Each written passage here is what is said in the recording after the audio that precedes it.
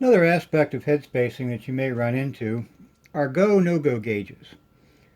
Now, go-no-go gauges are used to check the chamber of your firearm to make sure that, one, it's within SAMI specs, but more importantly, to make sure that it's safe to fire.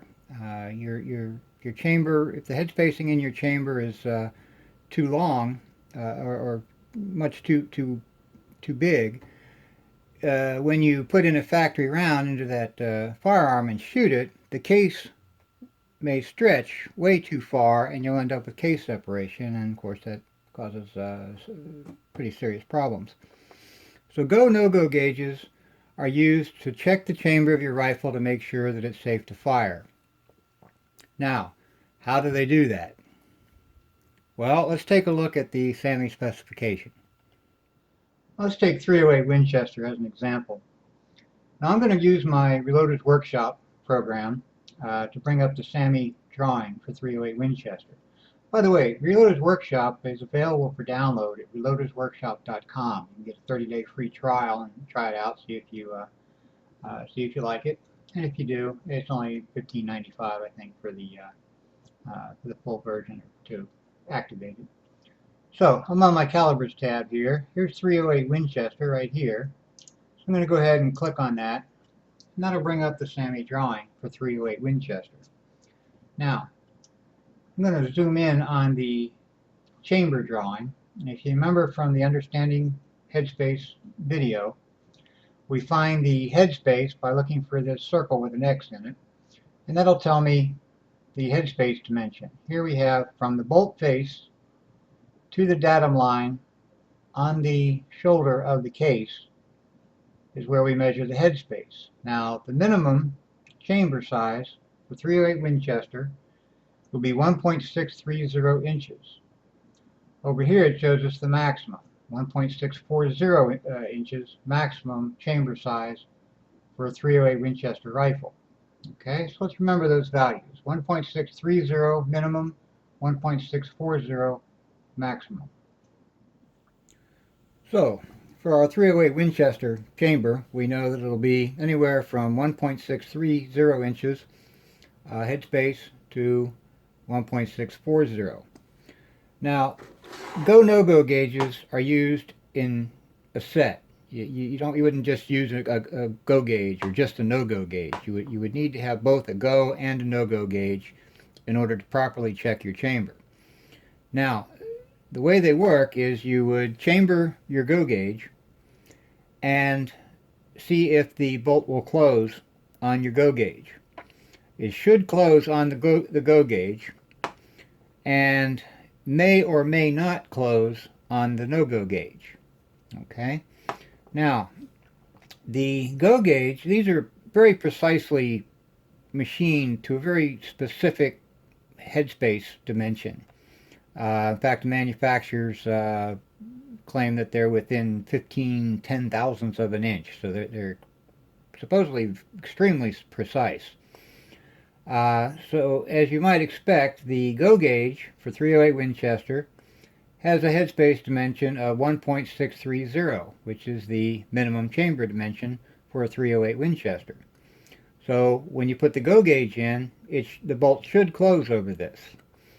If it doesn't close, that means the headspace in the chamber of your rifle is less than a SAMI minimum, and it may not be able to chamber a factory round that's been headspaced at a SAMI minimum of 1.630. Now, the no-go gauge, you might expect, since the maximum chamber size of a 308 Winchester is 1.640, you might expect the no-go gauge to be 1.641 or something like that. But it's not. The no-go gauge is actually 1.634 inches. Basically 4 thousandths of an inch bigger than the go gauge. So it's less than half of the range that SAMI specifies. So when you put a no-go gauge in there and it chambers on the no-go gauge, you may or may not have an unsafe rifle. All that means really is that the chamber headspace in that rifle is at least 1.634 inches. It may be exactly 1.634 inches, which would be fine. So, but if your rifle will close or will chamber properly chamber, the bolt will close on a no-go gauge, you should have a gunsmith check that rifle out, because the headspace in that rifle is at least 1.634 inches. It could be 1.650 inches for all you know. All you know really at this point is that it will close on a no-go gauge, and you should have that rifle checked out. If the bolt will close on the go gauge, but will not close on the no-go gauge, you're good to go. You know that your rifle's headspace is at least 1.630 inches, and is anywhere up to 1.633 inches, which is fine. Well within SAAMI standards. If you were to chamber a factory round that was headspaced at 1.630 inches, you're only going to get 3/1000ths of an inch expansion or stretching of the case. That's not a big deal. That'll be just fine. Now, why don't they have a no-go gauge, or why isn't the no-go gauge 1.640? Because SAAMI says that's the maximum headspace. Well, think of it in terms of the amount of stretching that occurs in that case. When you fire that cartridge, this case is going to expand to fill the chamber.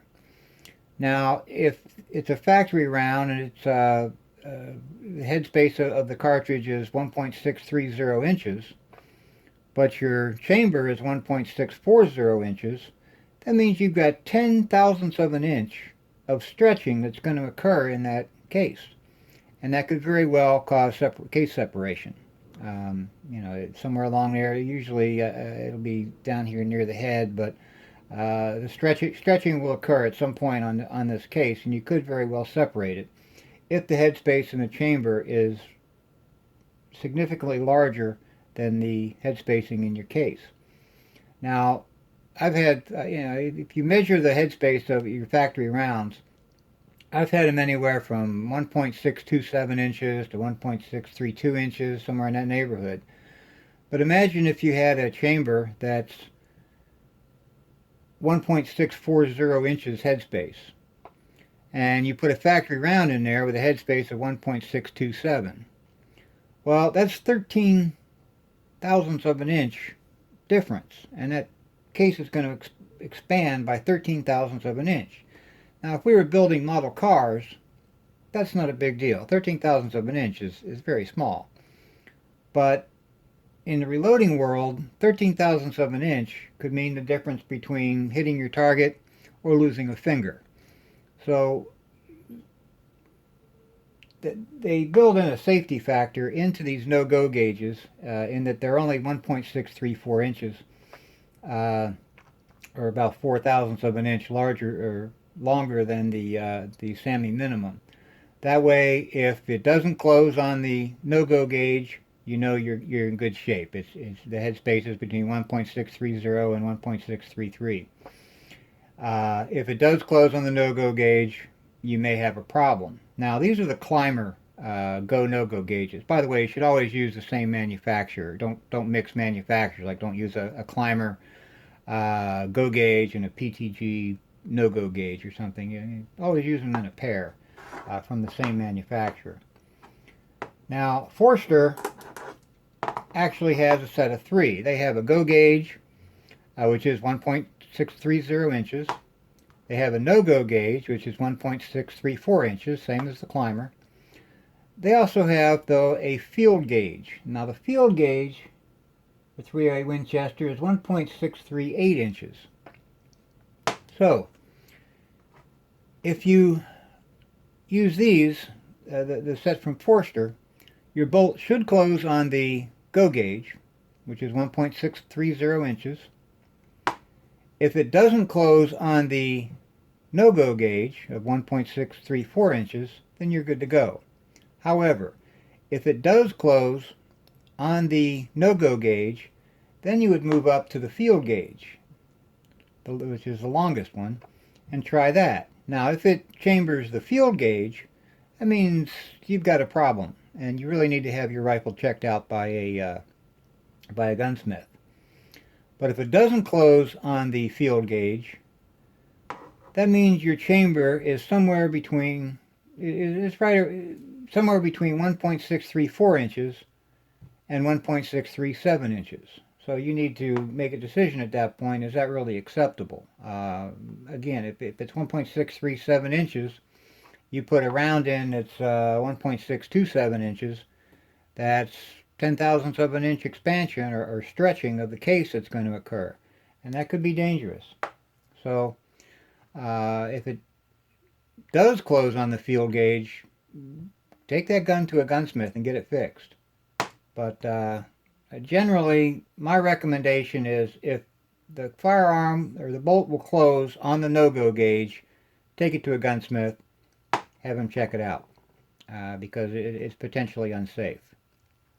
So, bolt will close on the the bolt will close on a go gauge, won't close on a no-go gauge, you're good to go. If it closes on the go gauge and also closes on the no-go gauge, you may have a problem. If it closes on the field gauge, you definitely have a serious problem, and that firearm needs to be fixed by a gunsmith. Okay? So that's generally how go, no-go gauges work. They're used by gunsmiths, they're used by rifle manufacturers when you assemble a rifle. They're used by barrel makers when they make a barrel. You know, they can use those to check the headspace of the barrel that they're making, or the chamber of the barrel that they're making. If you change the barrel of your rifle, then you really should check the head spacing with the go no-go gauges. Let's talk a little bit about the bolt itself. Now, remember the head space in your rifle is measured from the bolt face to the datum line of the shoulder in the chamber. So the rifle by itself, or the barrel by itself, doesn't determine the head space in your rifle. It's a combination of the bolt and the barrel put together. Now, when the bolt comes forward, these lugs here, this is a bolt from an AR-10 chambered for 308 Winchester. When the bolt comes forward, it will turn and engage these lugs here around the edge of the bolt will engage the lugs on the inside of the chamber, and that's what basically holds the bolt in. Now the bolt face, where the head of the case sits in the bolt, is recessed down a little bit here. So the head space should be measured from the bolt face to the datum line in the chamber, the shoulder in the chamber. Now, one problem with measuring the head space using go no-go gauges is the extractor and ejector in the built into the bolt. Here's the extractor, which is basically a hook that hooks onto the rim of the case. And the ejector here is a spring-loaded piece that's pushing up. And what that can do is that can actually push the case away from the bolt face. And it'll do the same thing with your go no-go gauges. See, it goes in about like that. The extractor grabs the rim right here, and the ejector will then push up. Well, what that's going to end up doing is pushing the case head away from the bolt face, and you're going to get a bad measurement. So when you use go no-go gauges, you should strip the bolt. In other words, take the extractor and the ejector out of the bolt and do your measurement that way. That way, when you do the measurement, the head of the go no-go gauges will be up against the bolt face, and you'll get a proper measurement. Otherwise, they'll be pushed up a little bit from the bolt face, and they'll be, up to several thousandths of an inch off. So not only when you change the barrel in your rifle should you check your head spacing with go no-go gauges, But if you change the bolt as well, because the bolt head is recessed down into the bolt a little bit, or down from these lugs. Now, a different bolt may have the bolt face recessed a different amount up or down, and that's going to basically push your if it's recessed further down, then the headspace in your chamber is going to be a little bit longer, and the go no go gauges are going to not go in as far into the chamber quite as far. So whether you change the bolt or you change the barrel, you should recheck with the go no go gauges and strip your bolt.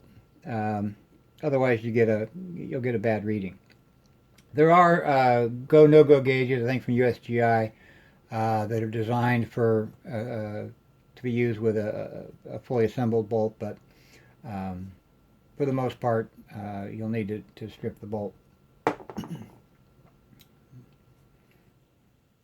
Okay.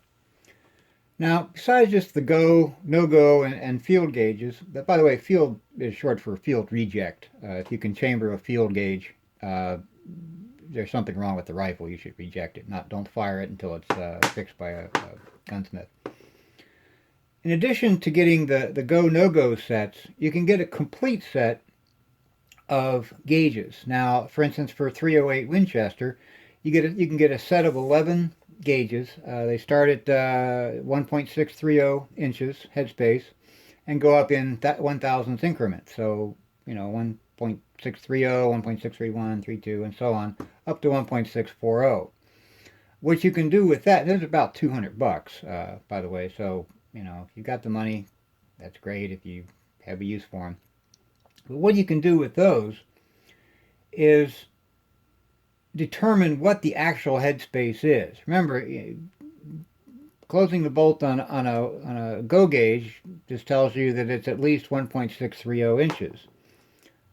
Closing it on a no-go gauge tells you that it's at least 1.634 inches. It doesn't tell you what the exact headspace is. It just, is it over or under the minimum max for the go and no-go gauges. So what you can do is start with the 1.630, try to chamber that. If it chambers that, go up to 1.631, chamber that. And eventually you'll get to a gauge that it won't chamber. Let's say you get up to 1.635 and it won't chamber that, but it did chamber the 1.634. Well, you can figure then that the headspace of your rifle is 1.634 inches because it'll chamber that, but it won't chamber the next size up. So you can get a set of 11, say for 308 Winchester. You can get them for a variety of calibers to determine what the actual headspace is. Now, this is all well and good for gunsmiths, barrel makers, people who assemble rifles. It's popular nowadays to build AR-15s and AR-10s and so on. But what does that do for us from a reloading point of view? Well, one thing we can use these for, and what I do with them, is I'll use them to check my gauges, check my tools. For example, this is a no-go gauge for 308 Winchester. It's 1.634 inches, and it's supposedly extremely precise according to the manufacturer. Well, I can take my RCBS precision micrometer for 308 Winchester and see how it measures up. Now, when I'm using the headspace gauge with the precision micrometer, it should come to 0 at the semi-minimum, 1.630 inches. So since this is the no-go gauge, it's 1.634 inches, this should come up with +4, telling me it's semi-minimum +4. But what I actually get is semi-minimum +2. Oh, yeah, +2. So it's actually off by 2/1000ths of an inch. It's 2/1000ths of an inch short. Let me check the Forster version. This is also 1.634, and see how that measures. And sure enough, that's 2/1000ths of an inch short. it's only giving me a +2 here when it should be giving me a +4. So in that way I can calibrate my reloading tools and determine that when I measure headspace of a cartridge using this tool, I'm going to have to add 2/1000 of an inch because this is measuring it short. Now, if you've watched some of my other videos on the Hornady headspace gauge and on the understanding headspace, you know that I only use this Hornady headspace gauge as a comparator. Let me show you why. Since this is a 1.634 inch headspace on this no-go gauge, I should get 1.634 inches measurement on my Hornady headspace gauge, right? Well, look what you get.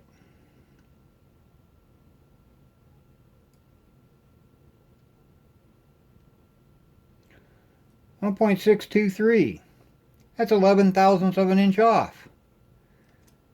Now, again, if we are building model cars, that wouldn't be such a big deal, but